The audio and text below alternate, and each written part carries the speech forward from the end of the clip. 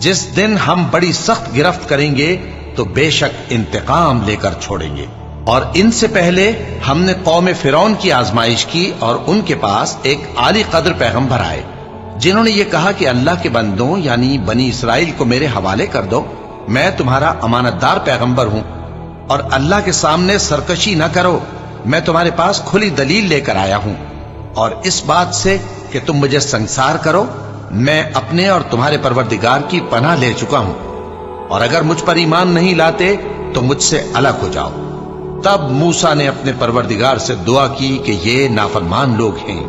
اللہ نے فرمایا کہ اچھا، میرے بندوں کو راتوں رات لے کر چلے جاؤ، اور فرعونی ضرور تمہارا تعاقب کریں گے، اور سمندر سے کہ ٹھہرا ہوا ہوگا پار ہو جانا، تمہارے بعد وہ پورا لشکر ڈبو دیا جائے گا۔ وہ لوگ بہت سے باغ اور چشمے چھوڑ گئے، اور کھیتیاں اور نفیس مکان اور آرام کی چیزیں جن میں وہ عیش کیا کرتے تھے۔ اسی طرح ہوا، اور ہم نے دوسرے لوگوں کو ان چیزوں کا مالک بنا دیا۔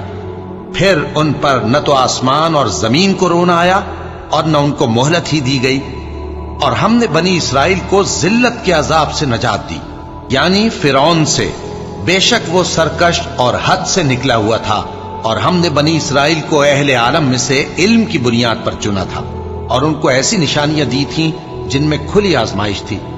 یہ لوگ یہ کہتے ہیں کہ ہمیں صرف پہلی دفعہ یعنی ایک بار مرنا ہے اور پھر اٹھنا نہیں، بس اگر تم سچے ہو تو ہمارے باپ دادا کو زندہ کر لاؤ۔ بھلا یہ اچھے ہیں یا تبا کی قوم اور وہ لوگ جو ان سے پہلے ہو چکے ہیں؟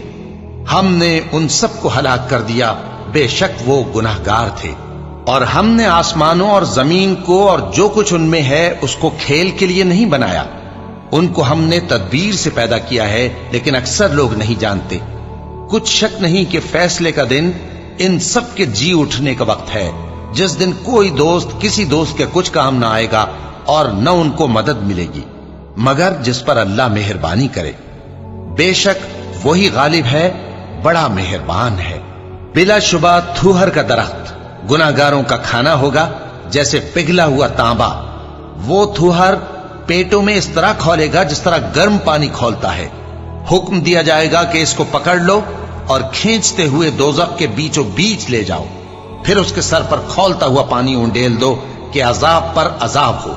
اب مزہ چکھ، تو بڑی عزت والا اور سردار تھا۔ یہ وہی دوزخ ہے جس میں تم لوگ شک کیا کرتے تھے۔ بے شک پرہیزگار لوگ چین کے مقام میں ہوں گے، یعنی باغوں اور چشموں میں باریک اور دبیز ریشم کا لباس پہن کر ایک دوسرے کے سامنے بیٹھے ہوں گے۔ وہاں اس طرح کا حال ہوگا، اور ہم بڑی بڑی آنکھوں والی حوروں کو ان کی بیویاں بنا دیں گے۔ وہاں امن و اطمینان سے ہر قسم کے میوے منگائیں گے اور کھائیں گے، اور پہلی دفعہ کے مرنے کے علاوہ موت کا مزہ پھر نہیں چکھیں گے، اور اللہ ان کو دوزخ کے عذاب سے بچا لے گا۔ یہ تمہارے پروردگار کا فضل ہے، یہی تو بڑی کامیابی ہے۔ ہم نے اس قرآن کو تمہاری زبان میں آسان کر دیا ہے تاکہ یہ لوگ نصیحت حاصل کریں، بس تم بھی انتظار